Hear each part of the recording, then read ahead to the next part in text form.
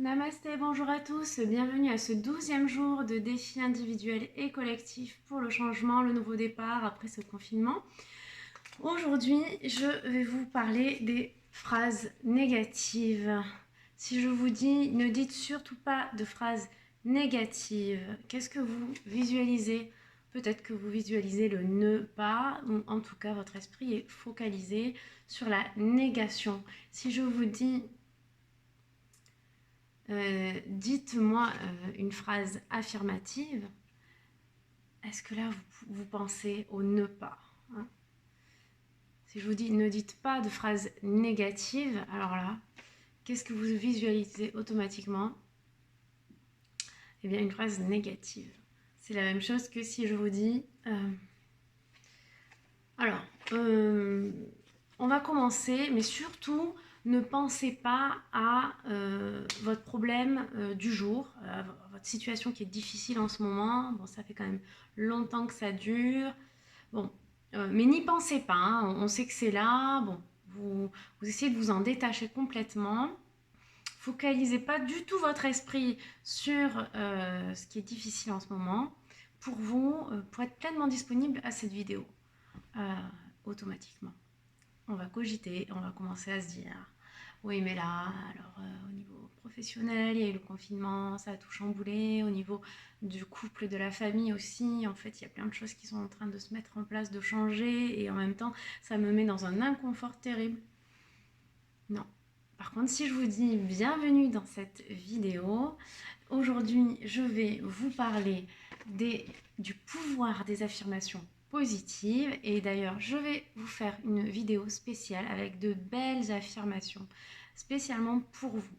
Voilà, je vous les garde pour cette vidéo, et quelque chose que vous pouvez faire simplement, c'est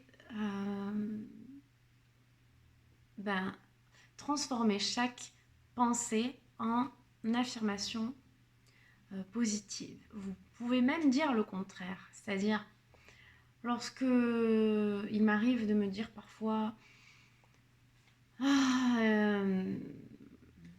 ils sont terribles ces enfants, ça peut être une phrase vraiment très classique qu'on a quand on a des enfants à la maison, ou vous êtes terrible.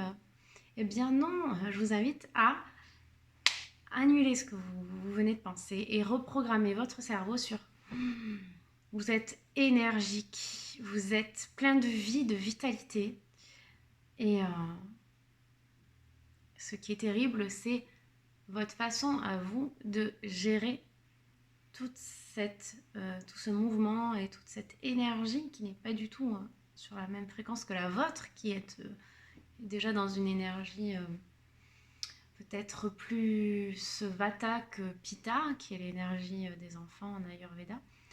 Alors là, vraiment, c'est important de pratiquer ça. C'est vraiment orienter ses pensées, c'est ça, à chaque seconde. Et à chaque seconde, on a le choix d'orienter ses pensées. Et je voulais vous parler de ce qui a transformé ma vie, en fait, après mon burn-out. C'est vraiment, encore une fois, non pas la quantité de temps que vous passez à vous connecter à vous, mais la profondeur avec laquelle vous le faites. Et je vois vraiment en peu de temps, en une semaine déjà de retraite en monastère, l'impact que ça a eu sur ma vie.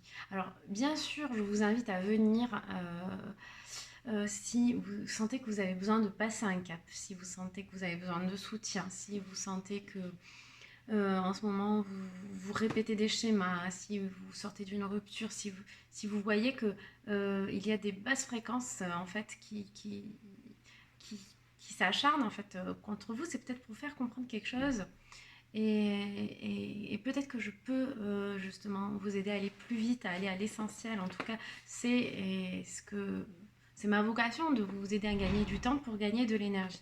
Donc vraiment, n'hésitez pas à aller à la source des sources. C'est le bouddhisme Theravada.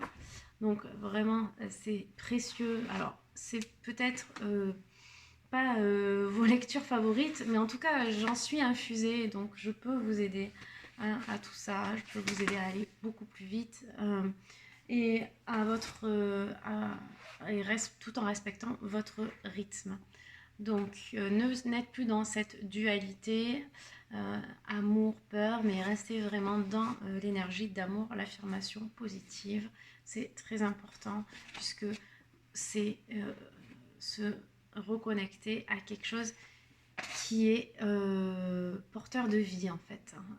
On ne fait pas de la vie avec avec de la mort et on ne fait pas de l'amour avec des pensées de colère ou de tristesse, de même qu'on ne rencontrera pas l'amour avec des pensées de frustration et donc perte de confiance, découragement. Voilà. Donc, je vous invite vraiment à pratiquer au quotidien et à me faire un petit retour en commentaire, s'il vous plaît. Ça me ferait vraiment très chaud au cœur. Abonnez-vous à mon blog.